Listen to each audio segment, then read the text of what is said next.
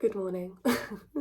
Welcome back to my channel. I hope you're all well. I'm not talking too loudly because Nick is still in bed or I look like a state. So 10 weeks out, I feel like, how did we get here? How have we done 6 weeks of prep already? But we have. Got my morning coffee, gonna go out for some steps. My body is absolutely broken today. I definitely feel like I'm at that point of prep where recovery is so much harder. Recovery just feels non-existent, and I'm so glad it's a rest day today. As soon as my body's not broken, I reckon a new light weighting will come tomorrow or the day after when the inflammation is gone. But I've just got my morning coffee, I'm going out for some morning steps, and then it's Monday's check-ins. What time is it? It is 7:30 in the morning. That's another thing I've noticed. I can't lay into my alarm. I keep waking up before my alarm. I think my body's waking me up telling me it's hungry, although I don't feel that hungry yet. So we'll see. My Monday morning steps attire. I look like a prison inmate, double grey, body by soap hoodie, always. It's a really nice day today actually, bank holiday Monday, and the sun is shining, which is always good. I'm out of breath because I'm walking uphill. When I do get my steps in, I do like to do it quite brisk, if you like, actually get the heart rate up a little bit, rather than just a leisurely stroll. You get it done quicker. But yeah, it's a lovely day. So I'm back from my morning walk, showered, ready for the day.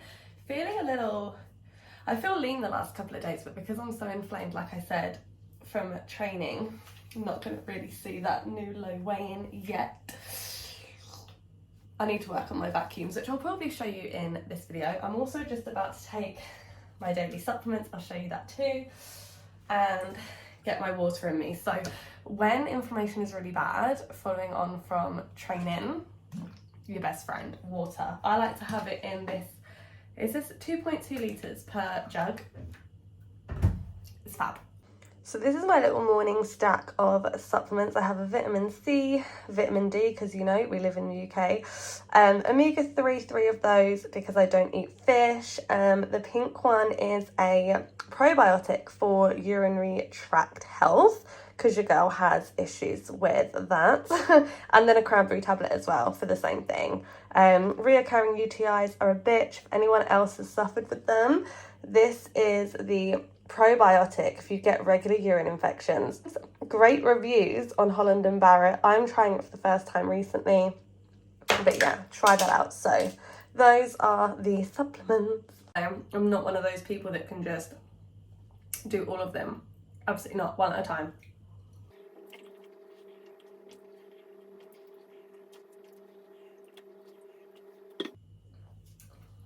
I'm also convinced anyone that can do them all in one go is a psychopath. But there you go. Hey, I'm off to the gym to train upper workout going down today, halfway through my day, just done today's check-ins. I feel really good today. I've woken up feeling really good. I actually slept really well last night. I tracked my sleep on my Fitbit, but I actually slept really well, woke up, felt really good. Upper session is going to be smashed. I'll film some of it as well.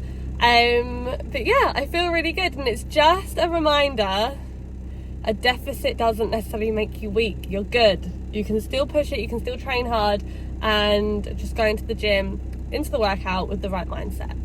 So let's get it.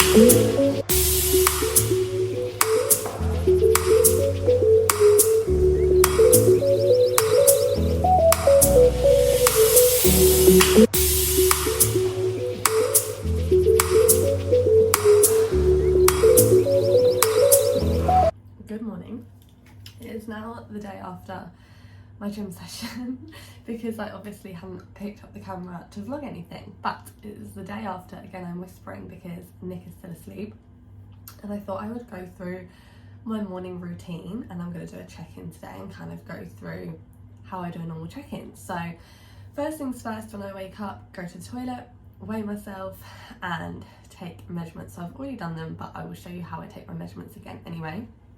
And then coffee. Always a coffee. So I'm gonna have this, make Nick a coffee, leave it next to his bed, have a shower. I have a food shop arriving in any minute between the next hour, so we'll see when that comes. And then I'll take you through what my regular check-in looks like and what I'm looking for and how and when and why I make changes, basically. First thing of my morning routine, clean kitchen. I'm a leave the dishes for the day after kind of girl. Still some to do, but yeah, clean dishes. I was literally having this conversation with so many clients in check-ins this week, and I am the biggest advocate for tidy house, tidy mind.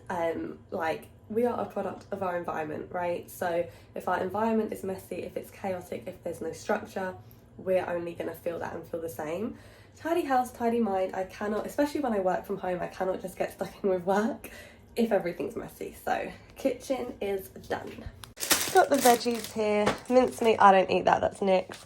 Nick's been eating this a lot recently, garlic and herb, like soft cheese. He loves it with these kind of crackers. I'm not obviously having those. Switched up the dark chocolate this week to 4 different types of this one. So honeycomb, mint, orange and sea salt. So I'm pretty sure, I know the portions are slightly different, but I'm pretty sure 1 square is 10 grams, so it'll be 2 squares a day, pretty much the exact same.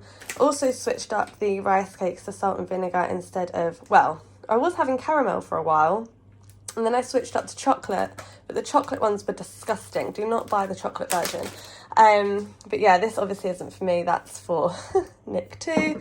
Fajita kits for when I have my wraps in the evening. Granola, the tropical one, of course. Eggs and crumpets behind there. Bacon medallions, fruit, bananas, chicken. Also, I'm not eating them, obviously, and if I can get them out, these are great, especially if you are dieting. They are literally, how many calories are they per one? I can't remember. They are 182 calories, and they're a cheesecake inspired like yogurt, but they're really good. Like if you were having that as a dessert instead of a regular cheesecake for 182 calories, they are amazing. So highly recommend. I'm not having them, obviously, they're for Nick, but yeah. So food shop arrived, let's put it away.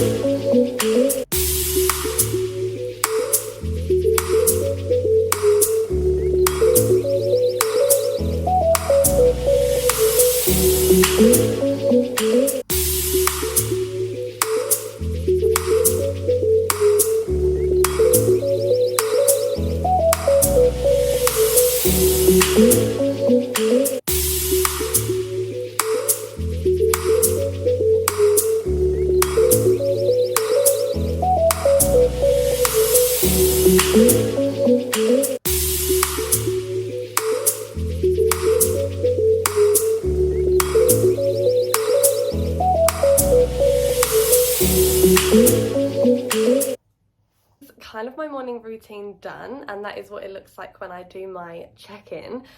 So obviously first thing in the morning I got up and I weighed myself. You obviously didn't see that because I wasn't dressed.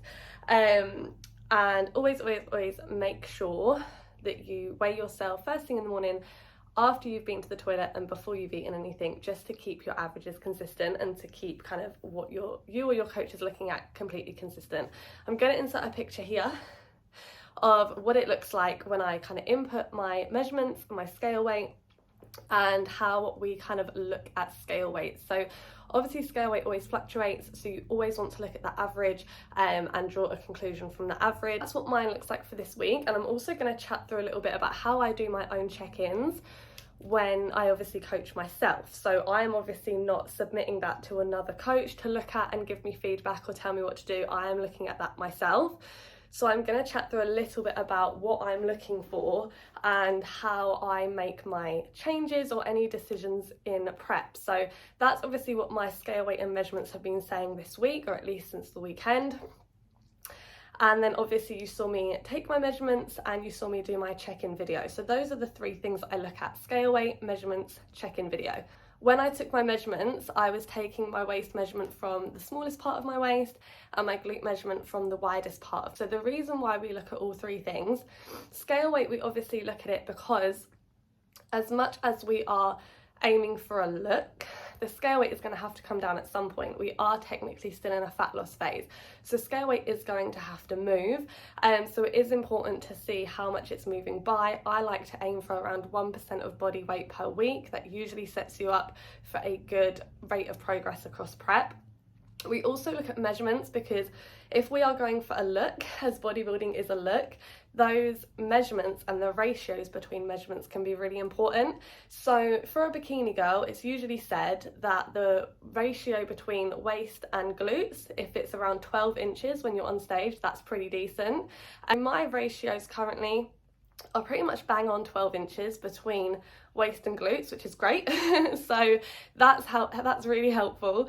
But we're looking at that. So if we're going for a look, we want to look at the measurements as well, because the measurements will contribute to that look. Of course, you want to look at your check-in videos because sometimes you can look leaner but the measurements won't show it. You might be inflamed from training or for any other reason, period, stuff like that. So it's important that you do obviously look at the videos and the pictures, because at the end of the day, the judges don't know what you weigh, the judges don't know what your waist measurement is. They can only go off of the look, and it's important to go off the look as well. This week is probably the first week on prep, as you can see from the scale weight and measurements that I will insert here. Scale weight hasn't come down by a 1%, and this is probably the first week where I haven't seen that change. And my lowest weigh-in so far was last week, not this week. We'd usually expect to see a low weigh-in at some point each week, even if the average hasn't gone down. So that's the first time that's happened in the last 5-6 weeks of being on prep. And so obviously it is kind of insinuating that progress is slowing and it is time to make another change. So I will be making a change as of today.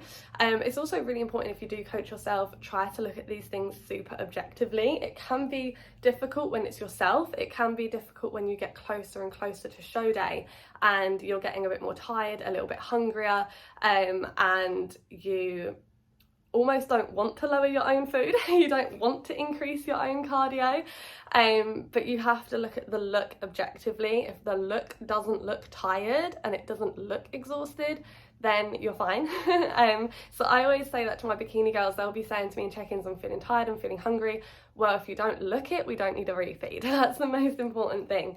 So always go off of that. Obviously, if we don't see progress and we do want to see a change, it can also be dependent on other factors. So am I due on my period? Have I eaten later than normal in the evenings? Is my recovery bad? Is my sleep bad? All of those things. This week I have felt a little bit more inflamed than normal. Recovery and training hasn't been the best. So I was kind of expecting a new low weigh-in to happen when my muscle soreness kind of left. But I didn't get that. So I'm not due on my period, my sleep's been fine, my recovery's improved as the week has gone on, and I still haven't seen the rate of progress expected. So that's where I need to step in and make a change. So the change I am going to make this week, I am going to change food and cardio. I'm going to go for a bit of a bump in both. I hadn't made any changes yet other than starting carb cycling. So I've lost about 4.5 kilos without really changing much. So now it is time to make a change. So what I'll be doing, meal number 1, where I usually have my golden syrup, that is going to be swapped out for a sugar-free syrup. Like I said in one of the first videos, that will be the first thing to go. It is the first thing to go. Luckily, I was very nearly out of golden syrup anyway. and I didn't reorder any in my food shop because I kind of knew that was going to happen this week. So golden syrup is out and a sugar-free syrup will be in. That would be about 60 or 70 calories that will come out. The other thing that I will be changing is I'll be taking away the peanut butter. So at the minute I'm having about 15 grams of peanut butter every single day.